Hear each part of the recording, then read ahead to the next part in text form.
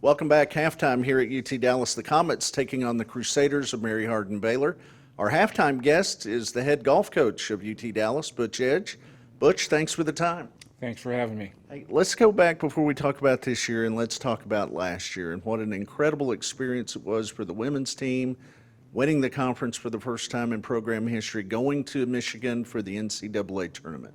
It was really special. The young ladies worked really hard. We felt we had a shot. The year before was shut down because of COVID. Our team motto, we talked about it every week, every day basically, was, unfinished business. And they bought into that and they worked hard, and the rest is history. We did it. Let's talk about this year's squad. Let's start at the top. Karen Alvarez, Elite 90, one of the highest GPA, the anchor of your team, your number one player. Yes, every year she gets special. She's our first ever all-regional selection, 2 times in a row now. This is only her 3rd semester of college golf, with her freshman semester fall, and then COVID hit and was out 2 semesters, and then she played this fall. So she is just blossoming, and it's a lot of fun to watch. Lindy Patterson is our 5th-year senior. She's back. Had a back injury in the fall, but she'll be fine in the spring. And then, of course, our new Sophia Trevino, a freshman, is going to be really a wonderful golfer for us. And then we have Maddie and Cece rounding out the squad for us. So to Karen real quick, average 73.1 in the fall. She had 2 top finishes, finished top 3 in 3 of the 4 tournaments. Yes, and it's amazing to watch her compete. She's unflappable. Nothing bothers her. There's never an excuse. You don't know if she's 2 over or 2 under, and until she signed her scorecard, I mean, she is a machine. It's fun to watch. Sophia coming in as a freshman, she's going to be huge for us, and is playing really well, and I'm really excited for her. 3 top 10 finishes in the fall for Sophia. She averaged 76 her last 5 rounds after that first tournament and getting the jitters out of the way. You talked about Lindy having some back issues, but really she was somebody really counted on last spring. Healthy, man, that's a really good threesome. Yes, we get healthy and we get good. We're excited about the future. We're going for the repeat. That's our goal. So.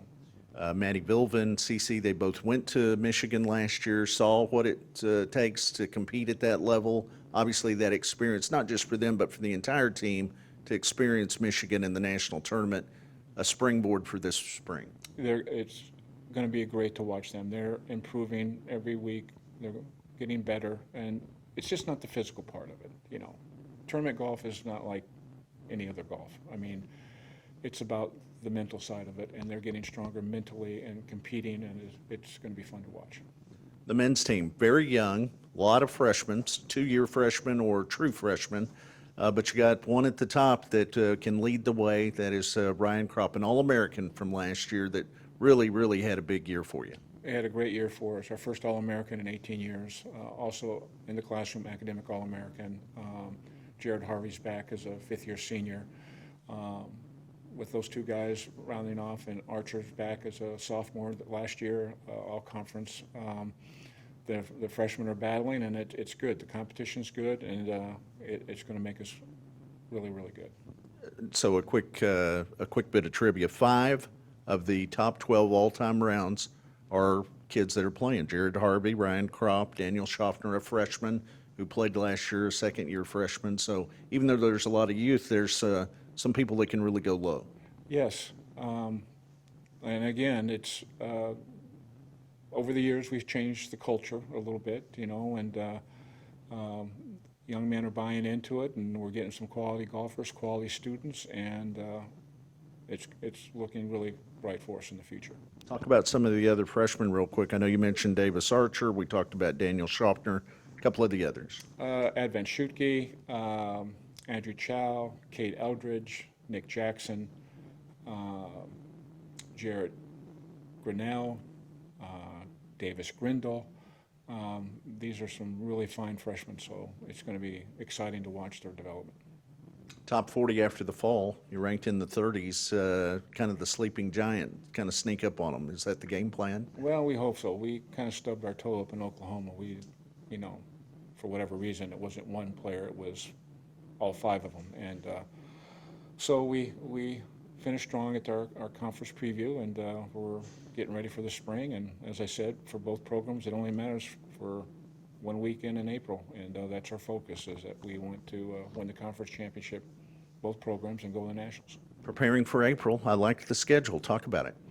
The women are excited about our schedule, and the men are also. We're hosting 2 tournaments, one in Houston, and then the Texas Cup. We have, 31 teams coming in for that. That's going to be exciting.